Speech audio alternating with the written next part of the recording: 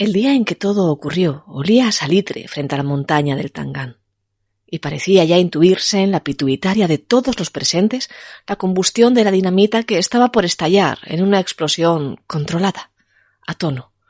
Uno de los espectáculos de los que podían gozar los gijoneses del año 1913, en que no había ni televisión ni aparatos de radio en las casas del común de los mortales. Había expectación y, a cierto punto, hasta ilusión. Y entonces todo estalló. Aquella del 25 de febrero de 1913 fue la mayor tragedia que se recordase en aquel Gijón que no iba mucho tiempo que había visto nacer al Musel. La maniobra iba a ser una más. Espectacular, pero una más en la historia del puerto. Sencillamente se necesitaba escombro para construir la estación marítima del Musel, y se consideró que el mejor sitio de donde podría sacarse era del pequeño montículo del Tangán, por medio de una explosión controlada que se generaría bajo la dirección del prestigioso ingeniero Victoriano Álvar González. Pero algo salió mal, y a las 6:10 de la tarde del 25 de febrero de 1913, otras fuentes dicen que a las 6 en punto, la dinamita se desvió por donde no debía. Concretamente en una grieta subterránea imposible de advertir con los medios técnicos de la época, y que condujo la fuerza de la detonación al boquete central, por la que salió. Hubo 22 muertos, pero pudieron ser muchos más. Que es en vano, no puedo olvidarte.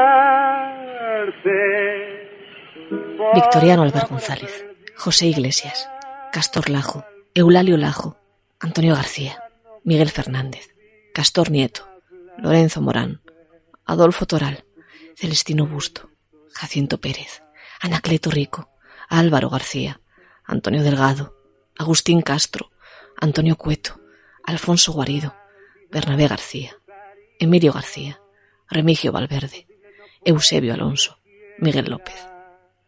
22 personas que pudieron ser legión si aquel día la prensa hubiera anunciado la voladura.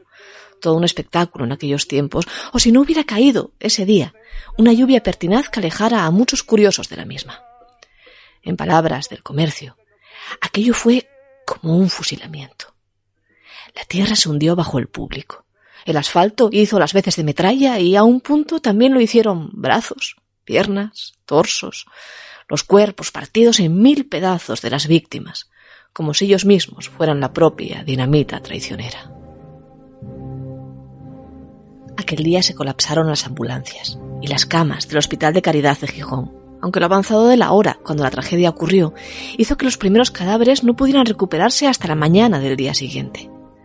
Junto a los cuerpos, relojes parados a las 6 en punto, boinas ensangrentadas y los restos, en definitiva, de la tragedia. Todos los médicos de la ciudad se presentaron voluntarios para atender a los heridos, y el material sanitario se acabó en cuestión de horas. Botellas de champán, de whisky o de coñac fueron donadas masivamente por la población, al llamado de los facultativos, que necesitaban desesperadamente algún líquido que pudiera hacer las veces de anestésico, después de tener que amputar piernas a alguno de los heridos, sin ningún tipo de calmante entre medias, imagínense. A todo aquello asistieron los cronistas del Comercio, horrorizados. Nunca antes en la historia de la ciudad se recordaba haber vivido un día de tanta tensión ni de tanta desgracia. Y quizás por eso, el funeral de las víctimas fue de los mayores que se recuerden en la villa de Jovellanos. Fueron 30.000 personas, nos dice la prensa, colapsando las calles en un acto presidido por el mismo rey Alfonso XIII, aunque, eso sí, no de forma presencial, sino estando representado por el Ministerio de Fomento, por el ministro. Se condujeron los cadáveres al cementerio de Ceares, con la banda de música y el orfeón. Y de nuevo se sucedieron las muestras de solidaridad, ya que la compañía eléctrica suministró luz en todo el momento de la comitiva y los artistas tocaron gratis y también hicieron muestras benéficas. Al día siguiente, uno de los heridos, Tomás Amutio, pidió un ejemplar del Comercio a los reporteros para leer en voz alta la crónica del luctuoso acto a sus compañeros de hospital. Y ahí está. Esa es la historia. Tan sencilla como dolorosa e inolvidable en el imaginario de la ciudad. La tragedia de 1913, de la cual se cumplen ahora 108 inviernos, fue la peor que se recordase en el año en que ocurrió, con un Musel casi recién estrenado y una ciudad que vivía con ilusión y crecimiento exponencial, las mejoras industriales de Gijón. Trascendió incluso a la prensa nacional, que publicó extensos reportajes gráficos del suceso y que llegó a definir como un auténtico Gólgota lo ocurrido en la ciudad asturiana. Un Gólgota, un monte del Calvario cuya desventura tardaría en olvidar la villa de Jovellanos.